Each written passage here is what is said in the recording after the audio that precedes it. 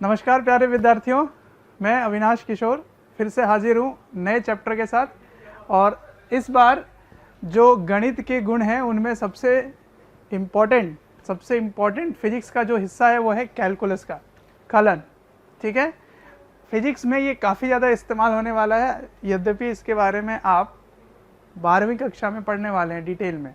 ठीक है, डिटेल में इस कैलकुलस को पढ़ोगे, लेकिन कैलकुलस यानी कि कलन पहले ही ज़रूरत पड़ जाती है फिजिक्स में, इसलिए मैं आपको थोड़ी सी आइडिया दे देता हूँ इस चैप्टर के बारे में और ये कैसे काम होता है, इसके नियम क्या हैं वगैरह वगैरह। ठीक है, चलो तो इसको शुरू करने से पहले, कलन शुरू करने से पहले मैं कुछ दो बातें बताना चाहूँगा। एक है अचर। अचर का मतलब क्या होता है? कांस्टेंट। ठीक है ना, कांस्टेंट वैल्यू को बोलते हैं अचर। क्या है? यह स्थिर वास्तविक संख्या होती है जिनका मान अपरिवर्तित होता है, जिनका मान परिवर्तित नहीं होता। जैसे 3 है तो 3 3 ही रहेगा, -1 है तो -1 ही रहेगा। ठीक है, लॉग के चैप्टर में आपने सीखा होगा कि ई एक नियंतांक होता है, एक स्थिर, एक अचर, एक वैल्यू है जिसकी मान होती है 2.6 के आसपास, 2.7 2.6 के आसपास होता है ई का मान, तो वो भी मान फिक्स है ना। जैसे पाई का भी मान फिक्स है, तो ये सब क्या हो जाएगा? अचर। लेकिन एक चर है जिसको परिवर्तनशील भी कहते हैं, वो है वेरिएबल, जिसकी वैल्यू चेंज हुई, वो कांस्टेंट है, ये वेरिएबल है। ठीक है, इसको बोलते हैं वेरिएबल। वेरिएबल क्या है? वह राशि जो परिवर्तित होती रहती है अथवा वह राशि जो परिवर्तनशील होती है चर कहलाती है। ठीक है, तो ऐसी राशि जो या तो परिवर्तनशील हो, परिवर्तन दिखाए, या वो परिवर्तित होते रहे, उस प्रकार के राशि को क्या बोलेंगे? चर बोलेंगे। ठीक है ना, यानी कि वेरिएबल बोलेंगे। अब चरों के प्रकार हैं, ठीक है ना, तो दो प्रकार हैं, एक है स्वतंत्र चर, एक है परतंत्र चर। ठीक है, तो एक है इंडिपेंडेंट वेरिएबल, इंडिपेंडेंट वेरिएबल जो स्वतंत्र है, और एक है डिपेंडेंट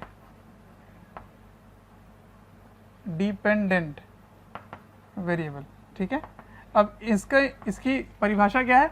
स्वतंत्र का मतलब आपको पता ही है, जिनका मान अन्य राशियों पर निर्भर नहीं करता, जिनका मान अन्य राशियों पर निर्भर नहीं करता वह होता है स्वतंत्र चर। ठीक है, अच्छा, और परतंत्र चर क्या है? परतंत्र चर स्वतंत्र चर के परिणामों के द्वारा प्राप्त किए जाते हैं। ठीक है, इसकी परिभाषा मैं उदाहरण से समझाता हूं आपको। जैसे मैं लिख रहा हूं y बराबर वर्ग कर दिया मैंने, x² कर दिया। ठीक है, अब y का मान x पे निर्भर करता है, x का मान जो रखोगे उसी प्रकार y का मान आएगा। सही है, तो देखो, यदि इफ x इक्वल्स टू 2 तो y इक्वल्स टू क्या हो जाएगा? 4। यदि ये x का मान 1 है तो y का मान क्या हो जाएगा? वो भी 1। यदि x का मान -3 है तो y का मान क्या हो जाएगा? 9। तो देख रहे हो, y क्या हो गया? y निर्भर कर रहा है, तो वह परतंत्र हो गया, परतंत्र, और यह स्वतंत्र हो गया। ठीक है, स्वतंत्र चर है। समझ में आया? तो स्वतंत्र चर वह होता है जिसकी मान अन्य राशियों पर निर्भर नहीं करती, और परतंत्र वह होता है जिनका मान स्वतंत्र चर के मान पर निर्भर करता है। ठीक है ना, तो ये बात हो गई आम भाषा में, कुछ बातें आपको समझाया मैंने, आपको ये यूज होने वाला आगे।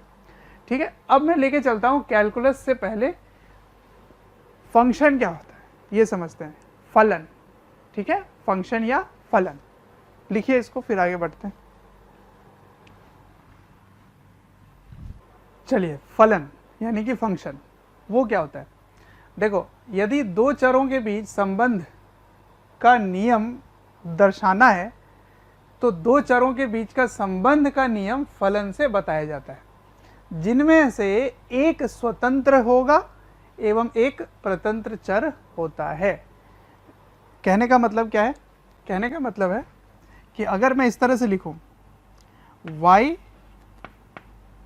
Is a function of x, इसको कैसे पढ़ेंगे कैसे? इसको पढ़ेंगे y is a function of x, मतलब y का मान x पे निर्भर करता है। ठीक है, तो y, इसको बोलेंगे y x का फलन है, इसको ये बोलेंगे। ठीक है ना, y जो है वो x का फलन है, fx लिखा हुआ है। ठीक है, जैसे उदाहरण के लिए आप इसको लिख सकते हैं y बराबर एक्स स्क्वायर प्लस 1, मतलब y x का फलन है। हालांकि y x पे निर्भर करता है, x के मान पे वो निर्भर करता है, तो वही बात को हम अपन फलन से बोलते हैं। तो क्या काम कर रहा है ये फंक्शन? फंक्शन मतलब क्या है? नियम, एक नियम को फॉलो करता है। तो ये f लिख दो यहाँ पे। तो यहाँ पे अगर आप कुछ इनपुट डालेंगे, कुछ इनपुट डाले, इनपुट कैसे डलेगा? x डलेगा, तो आपको आउटपुट क्या मिलेगा? आपको आउटपुट मिलेगा, किस में मिलेगा आउटपुट? आपको आउटपुट y में मिलेगा।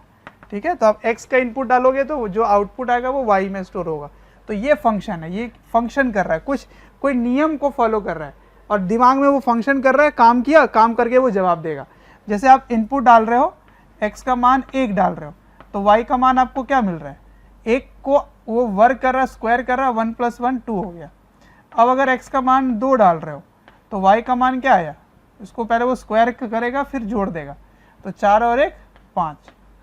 सही है, ये होता है फलन।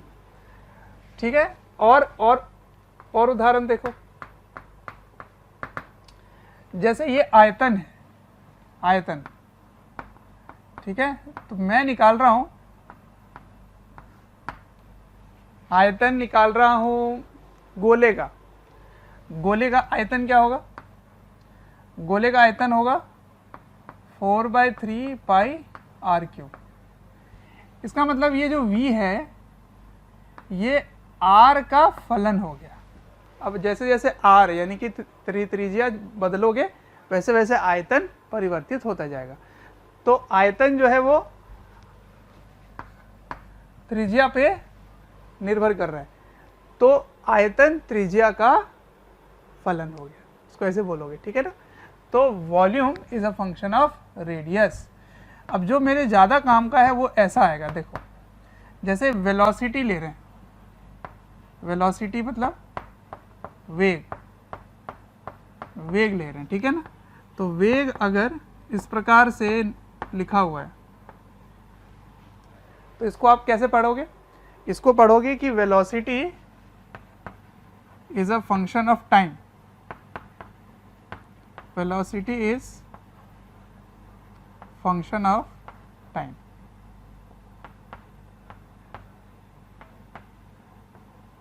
टाइम का फलन है वेग।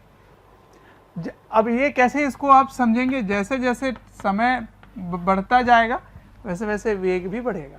समय अगर कम होता तो वेग भी कम होता, तो समय पे निर्भर कर रहा है वेग।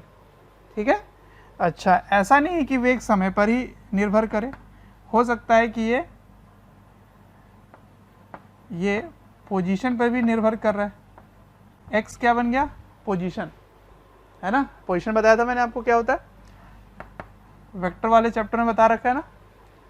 पोजीशन मतलब चलो ये मान लो कि x के दिशा में जैसे जैसे आदमी बढ़ रहा है या कोई कार बढ़ रही है, कोई भी वस्तु बढ़ रही है, तो उसकी वेग परिवर्तित हो रही है।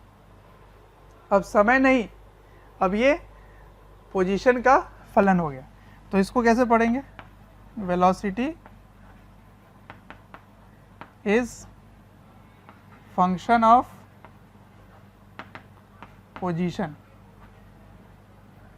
पोजीशन को आप डिस्प्लेसमेंट भी बोल सकते हैं, अगर ये केंद्र बिंदु से मूल बिंदु से चल रहा है तो डिस्प्लेसमेंट भी बोल सकते हैं ना, या विस्थापन। x क्या है? विस्थापन। तो जैसे जैसे विस्थापित होगा ये आगे बढ़ेगा वैसे इसका वेग बढ़ेगा। तो वेलोसिटी किसी का भी फंक्शन हो सकता है ना, कोई भी किसी पे निर्भर कर सकता है। विस्थापन समय का फलन हो सकता है, त्वरण भी पोजीशन का फंक्शन हो सकता है, समय का हो सकता है। तो हमें यही सब पढ़ना है आगे। मान लो वेग ऐसे फलन दे दिया जाए तो परिवर्तन कैसे होगा वही सीखना है हमें, सही है। और नंबर 4 में बता देता हूँ, यहाँ पे एक्सेलरेशन बता देता हूँ। एक्सेलरेशन का मतलब होता है त्वरण। तो मान लो त्वरण इस प्रकार दिया हुआ है,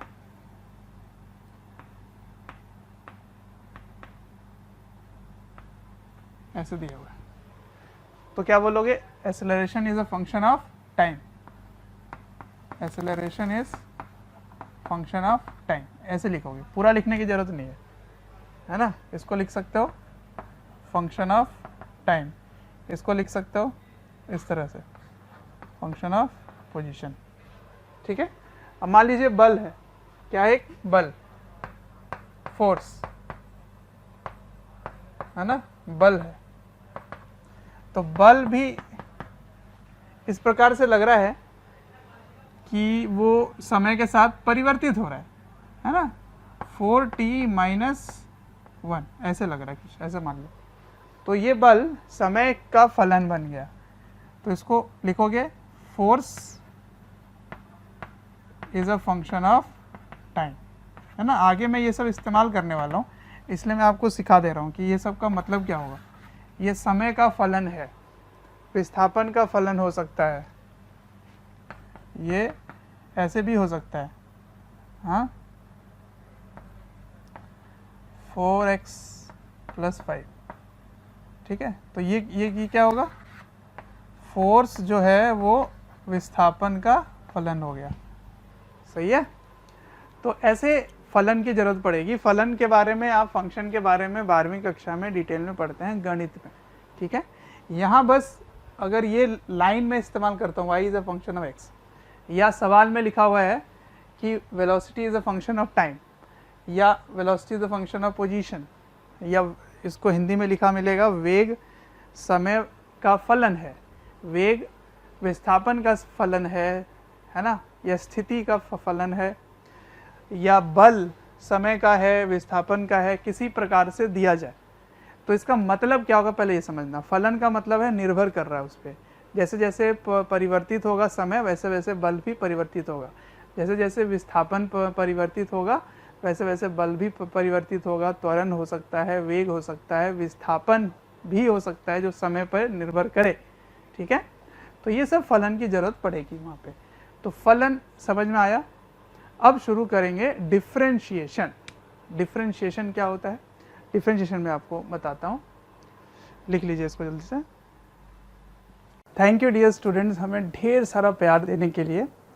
डेली हज़ारों स्टूडेंट्स हमारे वीडियोस से लाभ उठा रहे हैं, उनको काफ़ी बेनिफिट पहुंच रहा है हमारे वीडियो लेक्चर से।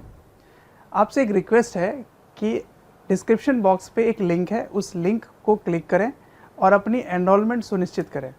और साथ ही जिनको स्टडी मटेरियल या फिर डाउट सेशन चाहिए वो प्रीमियम कोर्सेज़ के लिए भी एनरोल कर सकते हैं, ठीक है। अब नेक्स्ट टॉपिक है डिफरेंशिएशन। डिफरेंशिएशन का मतलब अवकलन। अब ये क्या चीज़ है? फिर से मैं आपको एक फलन लेके चलता हूँ, उदाहरण से समझाता हूँ इस बात को। y(x²+1) ले लिया मैंने, ठीक है। तो यदि x का मान 1 है तो y का मान क्या है इस जगह? 2। यदि x का मान मैंने ले लिया 3 तो y का मान क्या है यहाँ पर? y का मान है 3 का स्क्वायर प्लस 1, 10, ठीक है। तो बताओ x में कितना परिवर्तन है? इस ये जो सिंबल बनाया मैंने इसको परिवर्तन बोलते हैं, परिवर्तन, ठीक है ना। इस चित्र का मतलब है कि मैंने ऐसे त्रिभुज जैसी रेखा बनाई है, इसका मतलब है इसको बोलेंगे डेल्टा। डेल्टा का मतलब चेंज, परिवर्तन, ठीक है। और ये बड़ा सा चेंज, इसको बड़ा चेंज बोलेंगे। तो इसको कैसे लिखोगे आप? इसको लिखोगे x2 माइनस x1। तो कितने का परिवर्तन आया? 2 का। तो बताओ y में कितना परिवर्तन आया? तो y में y2 माइनस y1 का परिवर्तन आया, तो 10 में से 2 घटा दोगे तो क्या आ जाएगा 8। ठीक है। अच्छा, अब अगर मैं ऐसे बोलता कि x का मान तो ठीक है 1 है, y का मान 2 है, लेकिन x2 मैंने लिया बहुत छोटा सा 001, तो y2 का मान देखो तो क्या होगा, y2 का मान होगा 1001 का वर्ग प्लस 1, और इसको निकालना बहुत मुश्किल का काम है ना। इस तरह से निकालोगे तो बहुत मेहनत लगेगा। मान लेते हैं इसका मान है 003, मान लेते हैं क्योंकि मैं आपको सिखाना चाह रहा हूँ, मान लेते हैं ये मान है। तो अब देखना जरा x में क्या चेंज आया, x में चेंज आया 1.001 को घटाओगे 1 से तो कितना आ जाएगा 001, इतना चेंज आया। देख रहे हो ये x में बिल्कुल ना के बराबर परिवर्तन है, तो इसको बोलोगे स्मॉल चेंज। स्मॉल चेंज मतलब छोटा सा परिवर्तन, छोटा अंतर बोल सकते हो, ठीक है ना, स्मॉल चेंज। इसी छोटे चेंज को लिखते हैं dx।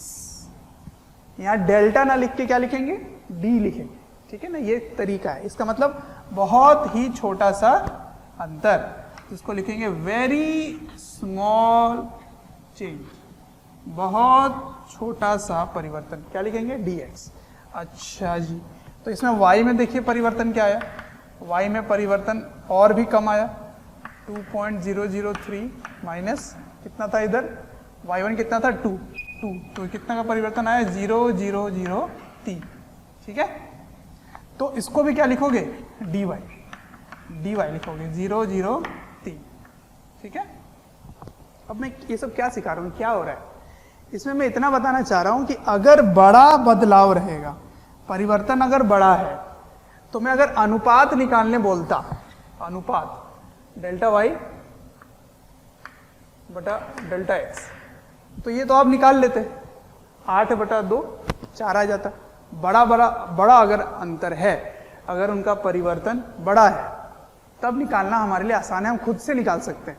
लेकिन अगर बहुत ही छोटा सा अंतर हो, तो इस छोटे से अंतर में अगर आप अनुपात निकालें, ये निकालें, तो ये निकालना बहुत मुश्किल है, बहुत ही मुश्किल है। इसीलिए इसको करने का हमारे पास सूत्र है, और इसी को क्या कहते हैं, डिफरेंशिएशन। ठीक है, अब इसमें मैं एक और गणित बताऊंगा, इसी बात को छोटे से में कैसे लिखते हैं। देखो ये 12वीं की बात है, 12वीं कक्षा में आप गणित में सीखते हैं, लेकिन मैं आपको थोड़ी सी आइडिया दे रहा हूँ, बिल्कुल छोटी सी आइडिया दे रहा हूँ यहाँ पे, और वो है लिमिट, उसको बोलते हैं लिमिट। यहाँ मैं बता देता हूँ लिमिट क्या होता है। लिमिट को लिखते हैं ऐसे, लिमिट x टेंड्स टू 2, मतलब x का मान 2 को लिमिट मतलब टेंड कर रहा है, मतलब उसके तरफ बढ़ रहा है, वो एग्जैक्टली नहीं है। मतलब क्या हो सकता है, वो हो सकता है 1.9999999 10 दिन तक 9999, पर वो 2 तो नहीं है।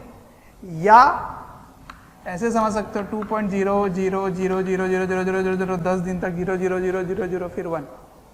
तो देख रहे हो ये 2 को अप्रोच कर रहा है, पर 2 है नहीं, है ना। 2 को टेंड कर रहा है, उसको टेंड बोलते हैं, अप्रोच कर रहा है मतलब पहुंचना चाह रहा है, वहां पे वो बराबर है नहीं, तो उसको क्या बोलते हैं, लिमिट। अब जरा इस बात को देखो,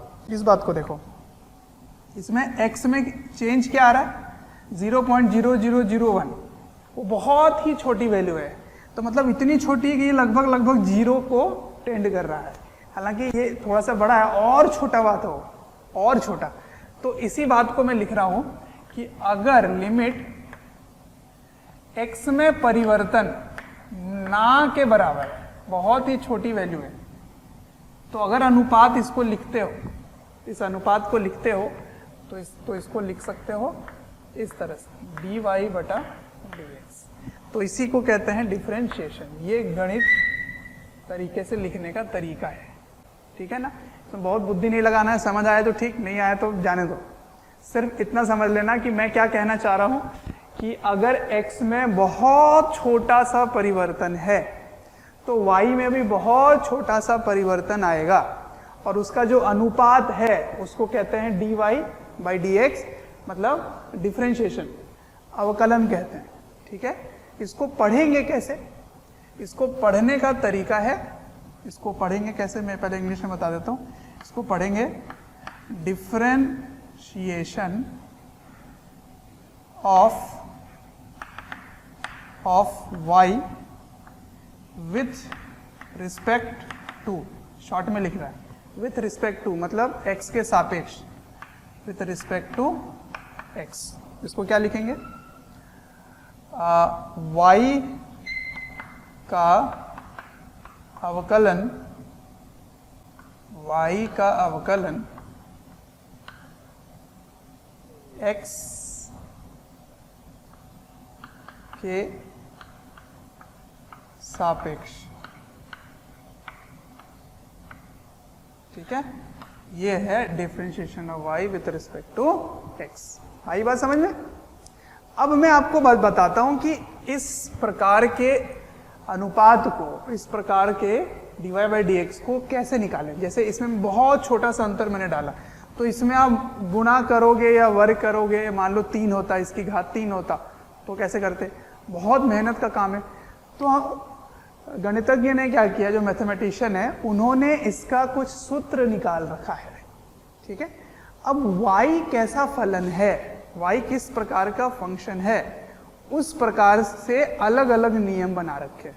तो मैं आपको नियम बताता हूँ, ठीक है ना, क्या सूत्र है, क्या नियम है अवकलन के। मैं बस आइडिया दिया कि ये होता है अवकलन। अवकलन को कैसे समझोगे? परिवर्तन का अनुपात है, सही है। चलो इतना लिख लो, फिर मैं आपको सूत्र बताता हूँ। चलो, तो मैं फिर से उस बेसिक सी बात को वापस लिखता हूँ यहाँ पर कि dy/dx का क्या मतलब हुआ। पहले इसको मतलब समझ लेते हैं। इसको पढ़ेंगे differentiation of y with respect to x। ये तब होगा when y is a function of x। जब y x का फलन होगा तभी आप x के सापेक्ष इसके अवकलन निकाल सकते हैं। ठीक है, मान लीजिए नोट कर देता हूं यहाँ पे नोट। मान लीजिए y t का फलन है, तो फिर dy/dx नहीं लिखोगे, फिर क्या लिखोगे? dy/dt, t का फलन है। ठीक है ना, उसी प्रकार में कह सकता हूँ यहाँ पे उदाहरण के लिए, जैसे वेग जो है वो समय का फलन है। जैसे कुछ ऐसा है 2t + 5, ऐसा है कुछ। तो अब यहाँ लिखेंगे dv/dt, क्योंकि y की जगह v हो गया, x से z t हो गया, dv/dt लिखेंगे। ठीक है, और कोई चीज नहीं चलेगा। और एक उदाहरण, मान लीजिए ये x का फलन है, मतलब विस्थापन 2x³ + 5x, कुछ ऐसा है, मतलब x के साथ वो बढ़ रहा है। ठीक है, तो फिर आप इसको लिखोगे dv/dx, ऐसे लिखोगे। ठीक है ना, differentiation of v with respect to x, x के सापेक्ष उसका अवकलन होगा। करेक्ट। तो सबसे पहले फलन देखना होता है आपको, किसका फलन है उसी के सापेक्ष आप उसको अवकलन निकालते हैं। चलिए, तो अब मैं आपको कुछ रूल्स बता देता हूँ कि कौन कौन से सूत्र हैं जिनको आप सीधा सीधा यूज करेंगे। Rules of differentiation. प्यारे बच्चों, जब मैं कमेंट सेक्शन में जाता हूँ तो कुछ ऐसे लाइन हैं, कुछ ऐसे कमेंट्स हैं जो काफ़ी कॉमन है, और वो ये हैं कि सर एक इस चैप्टर का इस टॉपिक के बारे में वीडियो बना दें, या इस टॉपिक को थोड़ा सा इलेबोरेट करके समझा दें। तो प्यारे बच्चों, मैं आपसे रिक्वेस्ट करना चाहता हूँ कि सबसे पहले तो हमारे चैनल को सब्सक्राइब करें और बेल आइकन को हिट करें। इससे क्या होगा कि कोई भी नोटिफिकेशन आप मिस नहीं करेंगे। मैं ये इसलिए कह रहा हूँ क्योंकि जिस टॉपिक के बारे में आप पूछ रहे होते हैं या आप रिक्वेस्ट कर रहे होते हैं, वो हमारे चैनल्स में ऑलरेडी वीडियोज़ हैं। आप अगर चैनल विजिट करेंगे तो प्लेलिस्ट भी बने हुए हैं, और प्लेलिस्ट से आप अपने जो डिमांड है, जो आपके पर्टिकुलर टॉपिक्स हैं, उनको आप विजिट करके पढ़ सकते हैं। ठीक है, रूल्स ऑफ डिफरेंशिएशन देखते जाइए। सबसे पहला रूल, मान लीजिए आपका जो फलन, देखिए फलन जैसे जैसे परिवर्तित होगा सूत्र भी परिवर्तित होता जाएगा। तो पहला फलन है कि जो फलन है कुछ इस तरह से है, एक कांस्टेंट x की घात n, n भी एक कांस्टेंट, तो x यहाँ पे परिवर्तित हो रहा है, ठीक है ना, x परिवर्तित हो रहा है और k कांस्टेंट है। मैं बोल देता हूँ k कांस्टेंट मतलब अचर है, नियतांक है, और n क्या है, n कुछ भी हो सकता है, ठीक है ना, कुछ भी हो सकता है, n नंबर, कोई भी एक नंबर हो, कोई भी एक संख्या हो सकता है, ठीक है, नेगेटिव पॉजिटिव 1/2 3/4 कुछ भी हो सकता है, ठीक है। तो इसको मैं लिख लेता हूँ y के अंदर, तो y बराबर k x की घात n, जितना भी मैं उदाहरण ले रहा हूँ वो x का फलन ले रहा हूँ, ठीक है, x का फंक्शन ले रहा हूँ, ठीक है। अब सुनिए, तो इसका dy/dx क्या होगा, नियम सुन लीजिए, नियम कैसे और क्यों का पे यहाँ पे नहीं ध्यान देना आप। ये जो इसकी घात है, पहले तो जो k है k को ऐसे ही लिखेंगे, जो इसकी घात है वो आगे आ जाएगा और एक कम हो जाएगा, ठीक है, कम हो जाएगा, ये है इसका नियम। उदाहरण जब तक नहीं देंगे समझ नहीं पाओगे। मान लीजिए y 2x³ है, ऐसा, तो dy/dx क्या होगा, तो dy/dx क्या होगा, किस नियम को देखिए, k के जगह 2 है, n के जगह 3 है, तो 2 को तो ऐसे ही रखना है और 3 आगे आ जाना है, x 3 - 1, 3 - 1 क्या हो गया, 2, तो उत्तर क्या है, 3 दूना 6x², ये हो गया इसका उत्तर, ठीक है। चलो तो कुछ प्रैक्टिस करते हैं, फिर आगे सूत्र लिखूंगा मैं, प्रैक्टिस करना बहुत जरूरी है। चलिए, आपको डिफरेंशिएशन करना है x के सापेक्ष में 1/x का, ठीक है, उसके बाद करना है √x का, उसके बाद करना है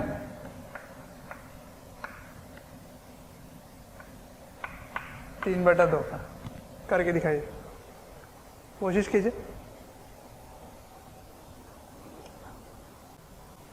आ गया उत्तर, देखिए इसको कैसे लिखोगे, x की घात -1 लिखोगे, ठीक है। अब ये सूत्र में आ गया, देखो तो k के जगह कुछ नहीं है तो 1 है, n के जगह -1 है, तो नियम क्या कहता है, n को सामने ले आओ और उसके बाद इसको कम कर दो, तो ये क्या बन गया, -1/x², ठीक है। अब इसको कैसे लिखोगे, इसको लिखेंगे x की घात 1/2, x की घात 1/2। अब जब इसको डिफरेंशिएशन करोगे तो 1/2 आगे आ जाएगा और -1, तो क्या आ गया उत्तर, 1/2 x की घात -12। अब -12 को क्या लिखोगे, पहले तो वो नीचे आएगा और उसके बाद रूट बन जाएगा, तो क्या इसको ऐसे लिख सकते हैं 1/2 √x, सही है। अब मैं क्या कह रहा हूं आपको, इसको एक सूत्र बना के याद कर लो, कैसे, कि अगर मैं डिफरेंशिएशन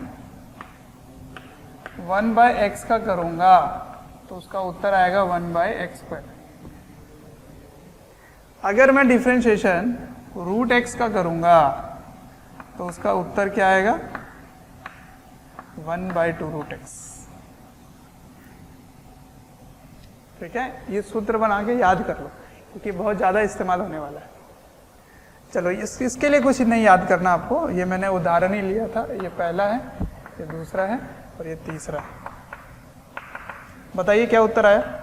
सबसे पहले तो इसको आगे ले आइए, फिर इसको एक कम कर दीजिए, तो कम करने पे क्या उत्तर आया, 3/2 x की घात 1/2, ठीक है। मतलब रूट एक्स हो गया ये उत्तर है। इसको कुछ नहीं याद करना सूत्र बना के। तो छोटे छोटे फॉर्मूले हो गए। अब मैं आपको और भी कुछ लेके दिखाता हूँ, दूसरे फलन को लेके चलता हूँ। अगर इस तरह फलन नहीं है, कोई और फलन है, ठीक है, तो बताता हूँ नियम क्या होगा। इसको लिख लो। चलिए अब अगले नियम की तरफ बढ़ते हैं। दूसरा नियम देखो। अब मान लो जो फलन है वो फलन है log जिसकी बेस e है x, ये फलन है और इसको आप डिफ्रेंशिएशन कर रहे हो, ठीक है।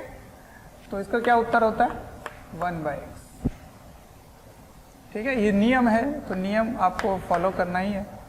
उसके बाद अगर e की घात x का डिफ्रेंशिएशन है तो इसमें कोई परिवर्तन नहीं होगा। इसी में मैं साथ साथ बता देता हूं कि अगर e में कोई कांस्टेंट मल्टीप्लाई में हो,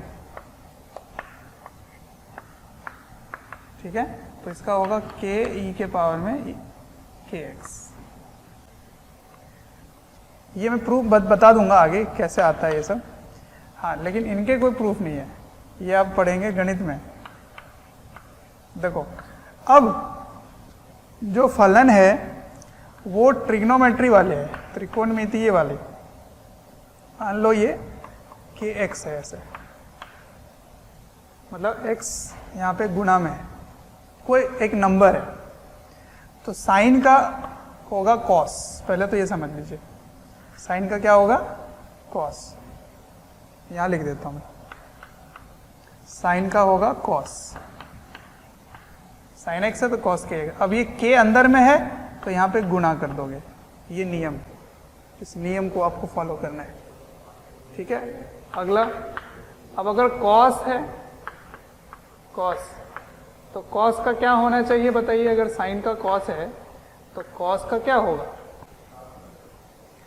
साइन होगा, लेकिन साइन में एक माइनस आ जाएगा और क्योंकि ये k है तो k को गुणा कर दीजिए, तो साइन kx, ठीक है। नंबर 6। अब tan x, k नहीं लिख रहा है, ऐसे ही बता देता हूँ। तो इसका उत्तर क्या हो गया sec स्क्वायर x, ठीक है। कैसे क्यों ये सवाल मत करें आप, ये सब प्रूफ जो है वो गणित में मिलता है आपको, सूत्र है ये। अगर होगा तो ऐसे ही करेंगे, ऐसा कुछ नियम है, ठीक है। तो ये सब नियम हो गया। चलिए अब अगले नियम को देखिए। अगर कॉट है तो ये होगा माइनस कोसेक स्क्वायर, ठीक है। उसके बाद नंबर 8, अगर सेक एक्स है, ठीक है, तो इसका होगा sec x into tan x, ठीक है। नंबर 9, अगर कोसेक एक्स का डिफरेंशिएशन है तो minus cosec x cot x, ये होगा, ठीक है। तो ये कुछ सूत्र हैं, इनको आप लिख लीजिए। अब देखो इसके इस्तेमाल करेंगे आगे, ठीक है, इसको लिख लो। अब क्या है, जितने भी मैंने फॉर्मूला दिए वो एक फलन था, साइन एक फलन था, लॉग एक फलन था, एक्स की घात n एक फलन था। तो ये 2-3 अलग अलग फलन है, फंक्शन अलग अलग है ना, वो एक फंक्शन, ये फंक्शन, फंक्शन। अब अगर 2-3 फंक्शन एक साथ मिले और उनमें जोड़ हो रहा है, घटाव हो रहा है, गुणा हो रहा है, भाग हो रहा है, तो उनको कैसे हैंडल करेंगे, तो वो मैं सिखा देता हूं आपको। तो सबसे पहले योग का नियम, एडिशन रूल,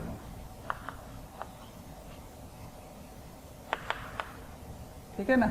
इस एडिशन को सब्ट्रैक्शन के साथ भी लगा सकते हो, एडिशन सब्ट्रैक्शन रूल। एडिशन समझ रहे हो, योग, योग का नियम, ठीक है ना, जोड़ घटाव दोनों में लगेगा।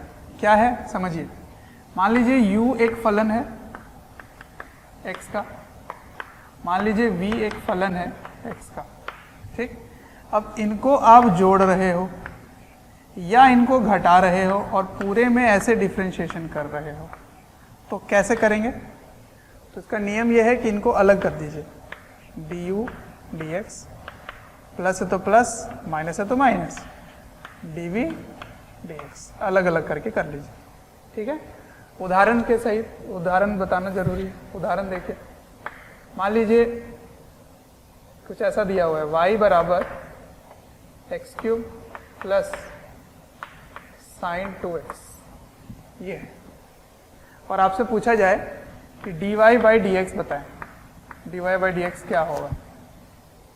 तो नियम क्या कहता है, दोनों को अलग अलग डिफ्रेंशिएट करो, जोड़ है तो जोड़ लगा देना, तो एक्स क्यूब का डिफ्रेंशिएशन क्या हो जाएगा 3x स्क्वायर, जोड़ है तो प्लस, साइन 2x का क्या होगा 2 आगे आ गया और कॉस 2x, बस यही नियम सिखाना चाह रहा हूँ मैं, सही है। जोड़ है तो जोड़, घटाव है तो घटाव। अब आइए दूसरे नियम में, दूसरा हो गया, तीसरे में आते हैं, गुणन, प्रोडक्ट रूल, ठीक है। प्रोडक्ट रूल मतलब गुणन नियम, गुणन नियम क्या होगा, प्रोडक्ट रूल क्या होगा? देखिए ध्यान से, मान लीजिए उन्हीं u और v को मल्टीप्लाई करके हमसे पूछ रहे हैं वो, ऐसे, ठीक है। u x का फलन है, v भी x का फलन है, तो du बाई डी एक्स, क्या नियम है? नियम सुनना ध्यान से, इनमें से किसी एक का डिफरेंशिएशन करो और दूसरे को ऐसे ही छोड़ दो, ठीक है। तो मैंने u का किया तो v को ऐसे ही छोड़ दिया और u का कर दिया, ऐसे ही छोड़ना मतलब इसको कांस्टेंट मान लेना, du बाई डी एक्स, फिर कंपल्सिवली प्लस का साइन लिख, प्लस, प्लस में u dv बाई dx, आया समझ? जिसको छोड़े थे अब उसको कर लो, जिसको कर दिए उसको कांस्टेंट मान लो, यही इसका नियम है। तो फिर से एक उदाहरण से समझा देता हूँ, यहाँ पर इन्हीं को ले लेता हूँ, y बराबर एक्स क्यूब साइन 2x, ये है। तो इसको कैसे करोगे? इनमें से किसी एक को कर डिफरेंशिएशन करो, तो इसको कर देता हूँ मैं, तो 3x स्क्वायर साइन 2x, ठीक है, प्लस प्लस,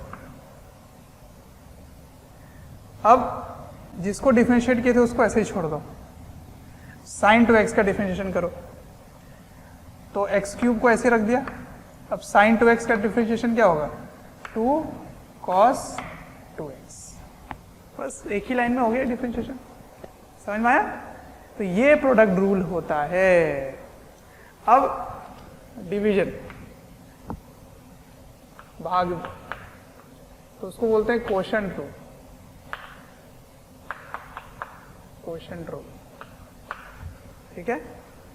तो भाग का नियम,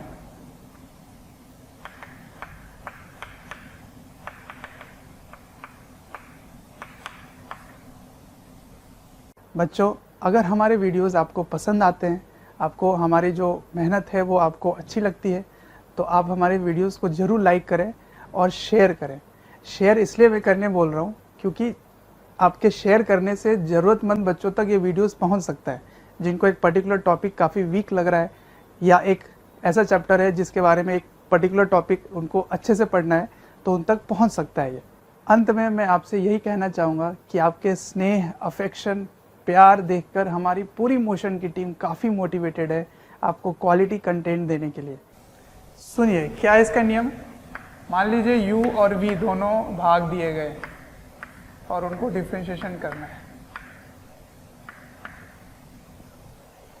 तो नियम ये कहता है अब आपके पास आज़ादी नहीं है, अब आपको ऊपर और नीचे अलग अलग है, उनको अब जो रूल है उसके साथ करना है। क्या नियम है? नीचे वाला ऐसे ही रहेगा, ऊपर वाले को पहले डिफरेंशिएशन करना है आपको,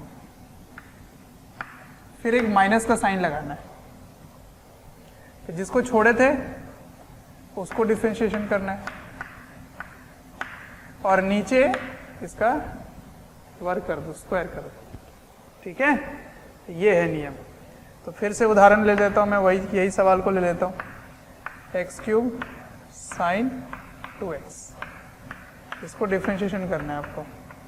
ठीक है, नियम क्या कहता है, ऊपर वाला ऐसे ही ले आओ, फिर इसको डिफरेंशिएशन करो, ऊपर वाले मतलब नीचे वाले को ऊपर ले आओ, अब ऊपर वाला को डिफरेंशिएशन करना है आपको। ठीक है, तो देखिए क्या आएगा उत्तर, 3x²। अब माइनस का चिन्ह लगाना है, 3x²। ठीक है, माइनस का चिन्ह लगाए, अब इसकी डिफरेंशिएशन होगी, तो x³ को ऐसे ही छोड़ो, और इसका क्या उत्तर है, 2 cos 2x by sin 2x का होल स्क्वायर। तो सभी नियम आपको बिल्कुल बढ़िया से याद रखना है, और एडिशन, प्रोडक्ट और कोशेंट इनको भी लगाने आना चाहिए आपको। ठीक है ना, तो ये था नियम डिफरेंशिएशन का। कुछ क्वेश्चन मैं देता हूँ आपको अलग अलग ढंग से, देखते हैं उसको कैसे करेंगे। हाँ, इसमें एक नियम और है, क्वेश्चन रूल के बाद एक और नियम है, उसको भी मैं बता देता हूँ, फिर क्वेश्चन प्रैक्टिस करवाता हूँ। चलो अब एक और नियम देखते हैं, इसको बोलते हैं चेन रूल। क्या बोलते हैं, चेन रूल, श्रृंखला नियम। ठीक है, श्रृंखला नियम, श्रृंखला नियम। ठीक है, क्या है ये रूल, समझिए। मान लीजिए y x का फलन नहीं है, t का फलन है। ठीक है, y = 2t, और t जो है वो x का फलन है, और मैंने पूछा कि dy/dx का मान ज्ञात करो। अब ये कैसे होगा, y तो t का फलन है, और मैं x के रिस्पेक्ट में डिफरेंशिएशन करने बोल रहा हूँ, x के सापेक्ष बोल रहा हूँ। हाँ, तो कैसे करें, तो इसके लिए जो नियम है वो मैं बता देता हूँ। देखिए, ये जो dy/dx है, क्या इसको ऐसे लिख सकते हो आप, क्या इसको ऐसे लिख सकते हो कि dt से गुणा कर दो और भाग भी कर दो, कर सकते हो ऐसे, है ना। अब देखो इस चीज को क्या लिखोगे, y का डिफरेंशिएशन t के साथ, हाँ बिल्कुल हो सकता है, फिर t का डिफरेंशिएशन x के साथ, हाँ बिल्कुल हो सकता है।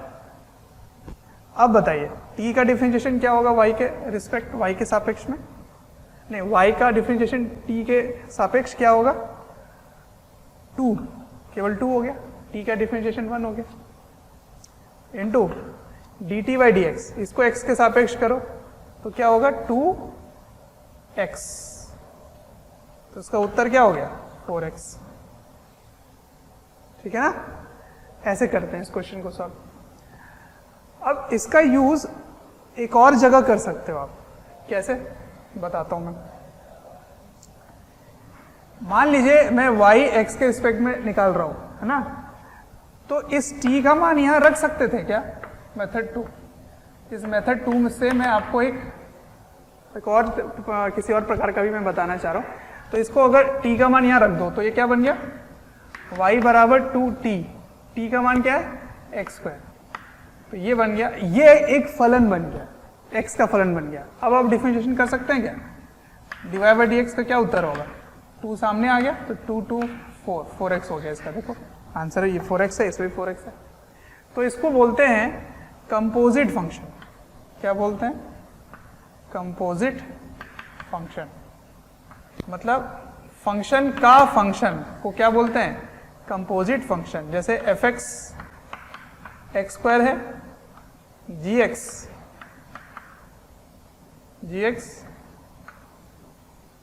2x है।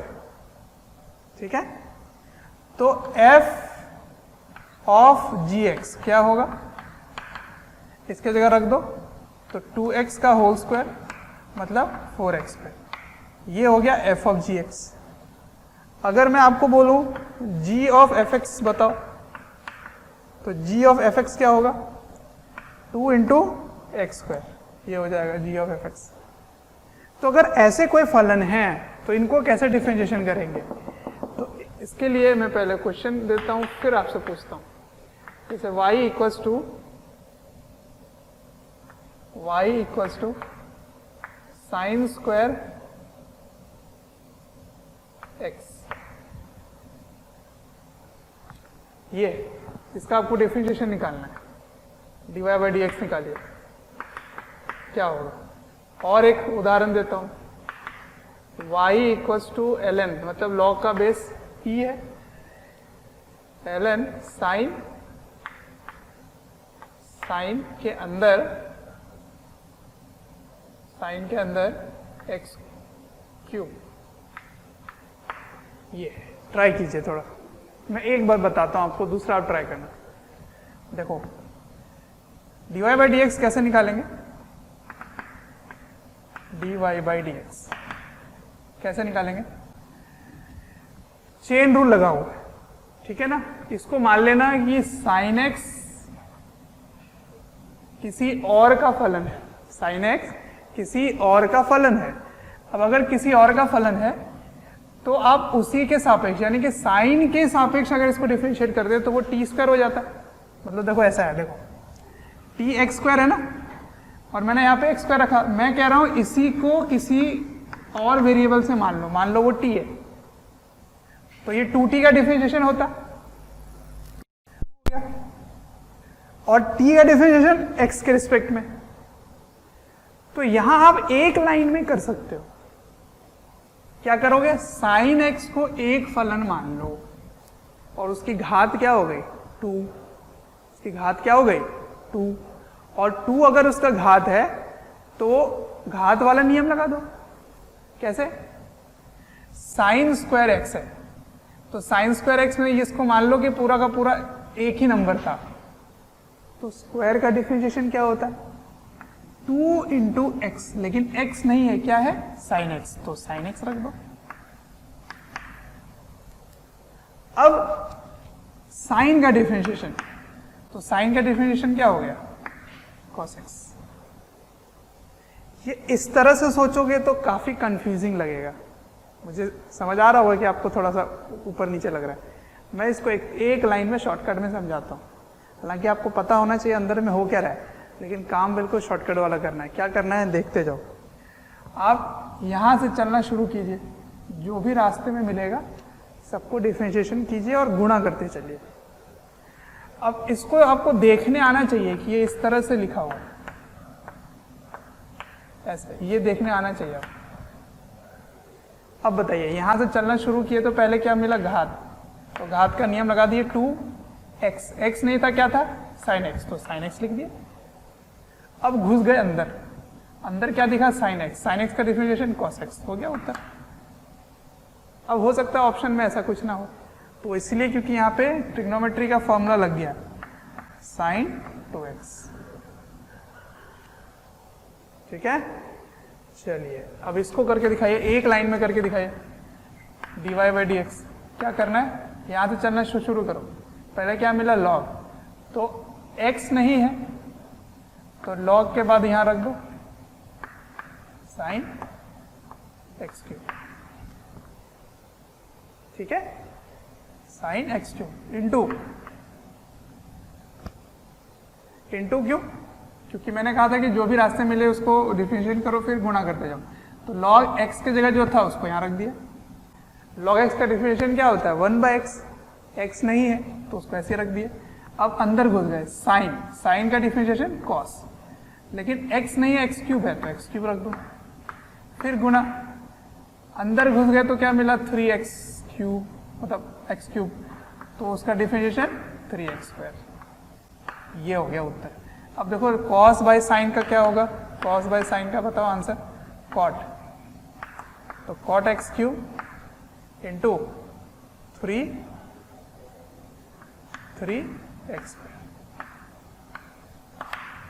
ये हो गया। आया समझ में? तो बहुत सारे नियम हैं, आपको प्रैक्टिस करना होगा। डीपीपीज वगैरह आपको ऐप में भी मिल जाएंगे, और आपके एक्सरसाइजेज में काफ़ी क्वेश्चन है, उनको प्रैक्टिस करो तब जाके पकड़ बनेगी। ठीक है, तो इसको लिख लीजिए।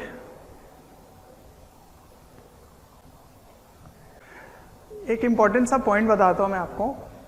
मान लीजिए एक अचर है, कांस्टेंट है, ठीक है, कांस्टेंट का डिफरेंशिएशन करना है आपको।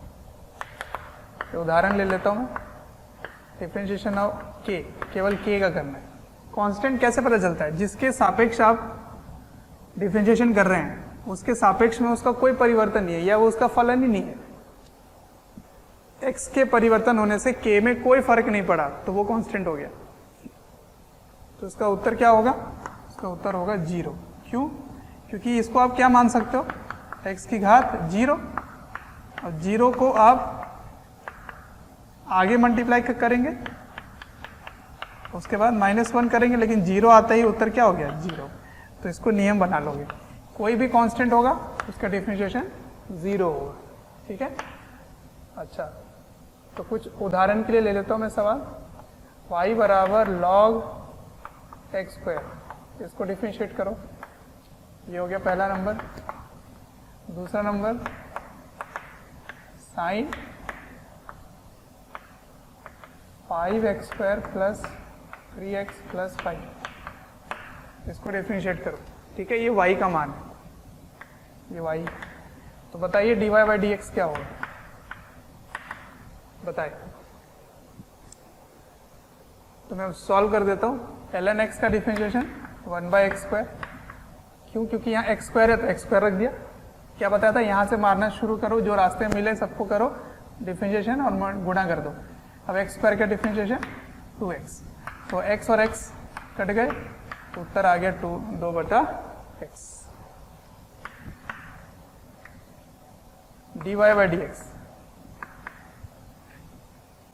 dy/dx, साइन पहले आया तो उसका कॉस हो गया, और जो अंदर है उसको वैसा का वैसा लिख दो, गुना। अब इसका डिफरेंशिएशन, इसका डिफरेंशिएशन क्या होगा? 10x। ठीक है, अब क्योंकि यहां पे जोड़ है तो योग का नियम लगेगा, इसलिए ब्रैकेट लगाना पड़ेगा आपको। तो 3x का डिफरेंशिएशन 3। 5 का डिफरेंशिएशन क्या होगा? कांस्टेंट बोला था ना, तो 0 हो गया। तो इसका उत्तर हो गया ये। ठीक है, इसको आगे लिख लो। तो 10x plus 3 into cos 5x² plus 3x plus 5, ये है उत्तर। अब ये मत सोचना कि इसको इससे गुणा कर सकते हैं, इसको इससे गुणा कर सकते हैं, इन दोनों को गुणा कर दे। नहीं, ये कॉस के अंदर वाला है ये।